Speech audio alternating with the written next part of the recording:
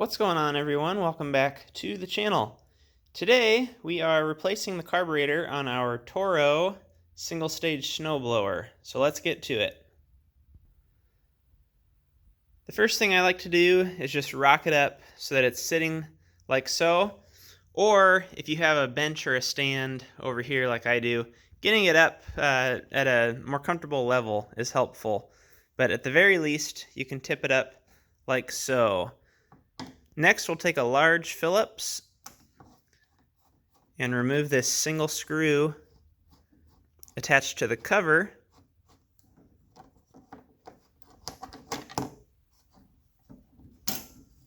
And our carburetor cover comes right off. Here we have the carburetor. You have two options. You can try and clean it or replace it. What I have found lately is that carburetors are so cheap, if you're not in a huge hurry where you need to get it back in operation, like in this case, we've got at least a month, I would guess, no jinx, until snow, and so I'm going to go ahead and replace this. You're looking at a few days on a carburetor, maybe $15, $20, and to me it's just not worth the hassle of disassembly and cleaning at the risk that that might not even work to begin with. So we're going to move on with replacement. The part number on the carburetor we're planning to replace is 801396. And another way you can find that is to take your engine model number right here. So you can see engine model. Type this in. My preferred website is partstree.com. And you'll go into the carburetor diagram and just double check your carburetor part number there. Okay, as far as removal, we're going to take my favorite tool, a right angle needle nose, and remove this fuel line clamp, slide that down. We're going to then remove our two large Phillips screws, and that'll allow us to slide the carburetor out. Take off the primer hose. And then there's one linkage that we're also going to swivel out of, and I'll show you that all here as soon as I gather the tools.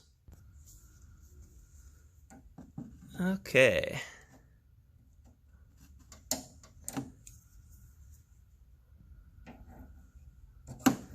Fuel line clamp helps to just give these a little twist sometimes.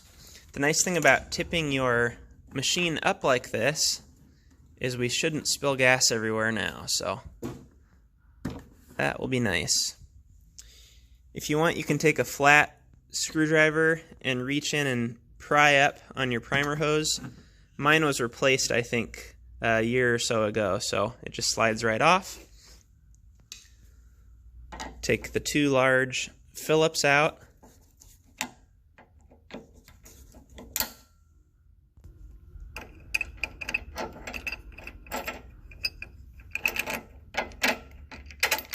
Like so. Try and carefully remove things so that we don't break our gasket. And now if you look back, there's a linkage that goes up from the bottom. So we're just going to swivel around and out of that linkage. I'm sure it's easier with two hands. That's what we're left with. And in most cases, this bracket's going to stay. So that means all you'll have to do is unhook this spring from the carburetor as well. Because mine came off, I'm just going to push this off of the carburetor and unhook my spring. Before we put the new carburetor back on, we just need to swap over our choke lever. This is held on with a single Phillips screw and a washer, and it'll slide right over this new one. Going back on, I like to just put everything together using the screws to hold it.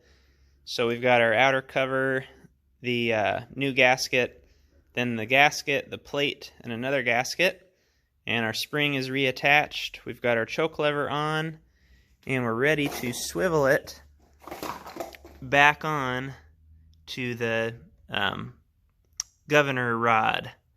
So that's just that single hole there up from the bottom. so it's kind of going to swing down like this. We can put our 2 screws back in and put the primer hose on. One thing you can do that'll help with this throttle rod is hold it with needle nose pliers, and you can kind of help to maneuver it in that way. But we've just got it swung right up through there, and we're ready to put our large Phillips screws back in. Reattach your fuel line like so. Slide the clamp down using the right angle needle nose if you have it. Otherwise you can just do this with a standard pliers. It's just a little bit more difficult. There's not a ton of room here anyway.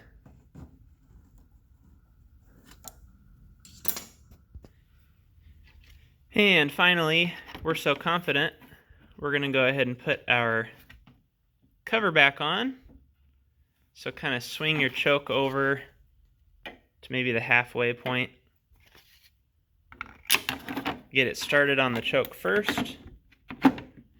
Then these bottom notches fall into place. And there you go. Will it start? I'm going to give it a few extra primes, maybe 5 or 6 for its first go.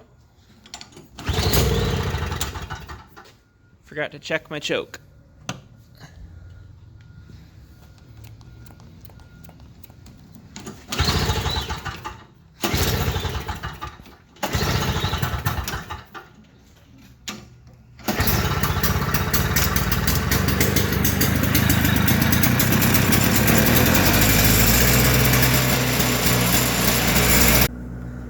That's it, guys. I've got it running outside with a little bit of seafoam just to kind of freshen it up for the season. But anyway, hopefully you found this helpful. If you have any questions, you can let me know in the comments down below. Otherwise, like and subscribe as always, and I'll see you on the next video.